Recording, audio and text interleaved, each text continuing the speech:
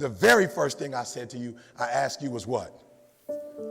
Good, what are you here for? Right? Because there's a difference between a man and a woman who's living for something versus a man and a woman who's not living for something. Right? So I want you to study.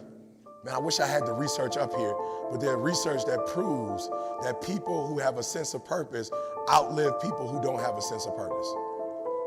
Right? I've shared this with you before, but if you had a brand new car and you sit that car in the garage for a year, do you know that car is not going to be as effective and as efficient as a car you put on the road? Because a car wasn't designed to do what? Sit. It erodes when it sits. You missed what I said. You think by using it, you damage it. No, you're really damaging it by not using it.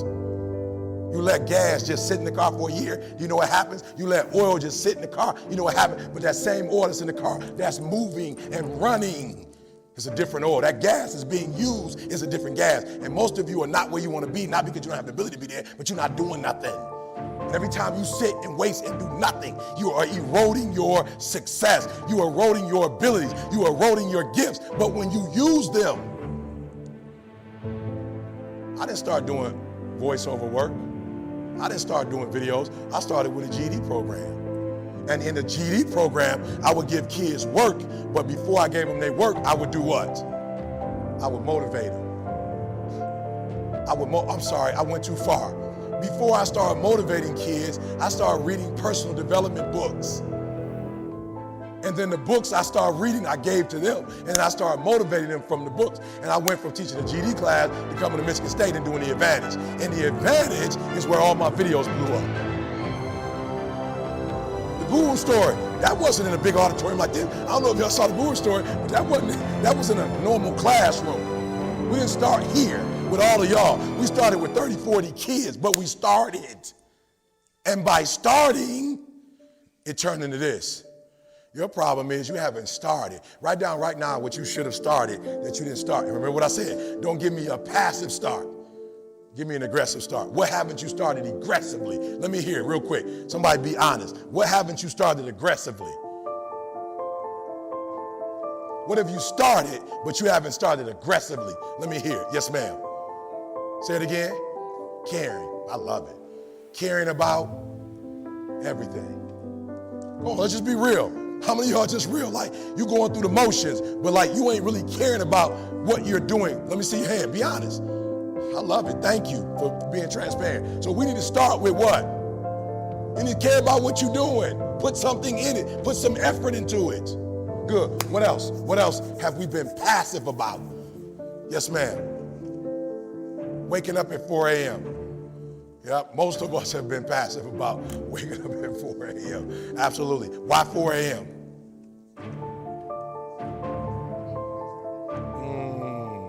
Write that down, even if you ain't ready. I need to start my day before I start my day. Some of y'all just waking up and starting the day. It just hit you. You coming right into the day. Like you right in the day. Like boom. You ain't got time to get ready. I told my wife, I woke up at 6 o'clock this morning. I stayed up late last night, got up at 3, but was like, okay. I got up at 2 something. That's what threw me off. I got up at 2 something, got up, did my thing, and was like, yo, I don't usually get up to 3. This 2 something. I might be a little too early. You know what I'm saying? Went back to sleep, got up, it was 6. I couldn't do the stuff that I normally do because I had to start the work at 7. So I wasn't even able to like go into my day. I didn't go in with prayer. I didn't work out. I didn't do the stuff that I do. I had to brush my teeth, take a shower. I had to get on the beginning of the call. And then boom, we had the podcast right after 2 episodes back to back. Then after that, we went out to eat. Then I had to come back and do something. My whole day was ruined. My whole day was ruined. You understand what I'm saying? Then I messed up, hit a pothole, didn't even see the pothole. Now I got to stand in line at Discount Tire. I think I'm doing something by getting there at 8. Me and everybody else had the same idea. Am I lying, Nikki? I get there at 8 o'clock in the morning. It's a line all the way. I'm like, everybody got the same idea? We all hit the same pothole. Was that a setup? We all right here. I'm talking about, I'm literally like, I'm at Discount Tire. It's like a football game. It was about 12 dudes that was Discount Tire. They all running, get zoom, zoom, zoom. They starting off with like 10 cars. I'm like, it's unbelievable. They're standing like we stood in line for about 10 minutes. Nobody even came to us because they was doing tires.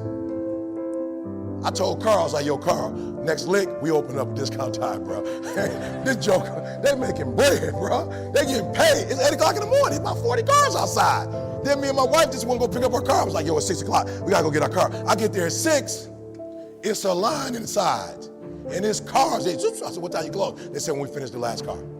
I said, what time you going to be finished with my car? They said, about an hour and a half. I'm like, I'm buying a discount tire. Y'all busy at 8 in the morning. Y'all busy at 6 o'clock at night. I need a discount tire. Somebody getting paid this joint.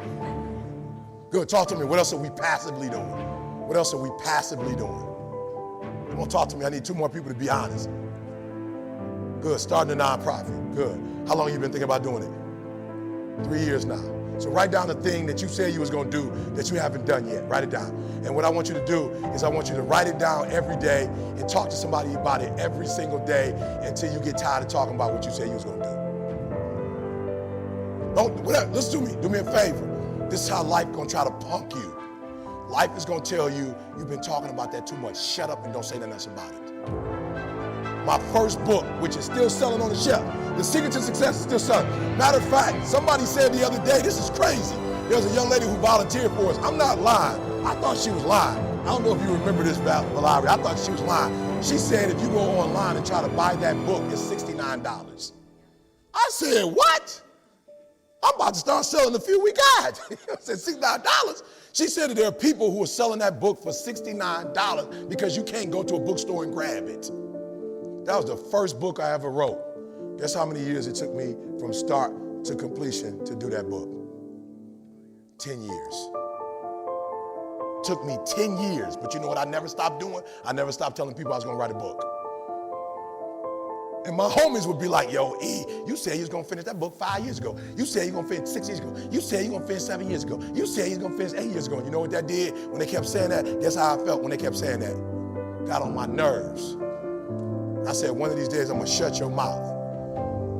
One of these days I'm gonna shut. So do me a favor, don't go, you embarrassed about it, you don't want nobody to know about it, don't do that. Keep saying you're gonna do it so people can hold you accountable. Because one day it's gonna be one day it's gonna be one day it's gonna be we lost to Dolly Partners, the #1 book and audiobook. Audiobook still going. Guess what? We still getting money every month.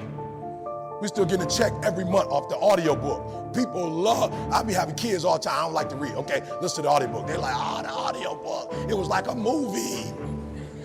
We got the creaking on the floor. I'm walking up the stairs, you can hear the creak. The line, you can roar. You can hear when I was homeless, the leaves. I'm telling y'all, like, that sucker so sweet, you can hear me weep. They got that sucker so, I go, wow, you can hear that joker.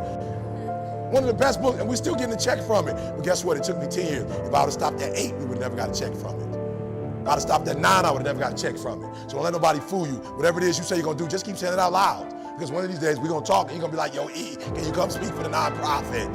I'm going to be, you finished it? For free. Just get a couple books. You know what I'm saying? Buy a couple books and give out to the kids. Now you hear what I'm saying? So do me a huge favor. Don't stop saying it. How long did it take me to get my first degree? 12 years. How long did it take? 12 years. How long did it take? What is the year that most people, if they don't get their degree, they stop? What year is the year? Because it's not 4, but what's the year that if you're working on it and you don't get it, when do most people stop? At what year? Year 6. That's where most people quit. I went 6 years after most people quit. Most people quit at 6. I went to 7. I was like, yep, I'm going to finish this joker. 8, yeah, we're going to get it finished. 9, yep, I'm almost there. I'm almost going back to get it finished. The 10th year, I was like, let's go.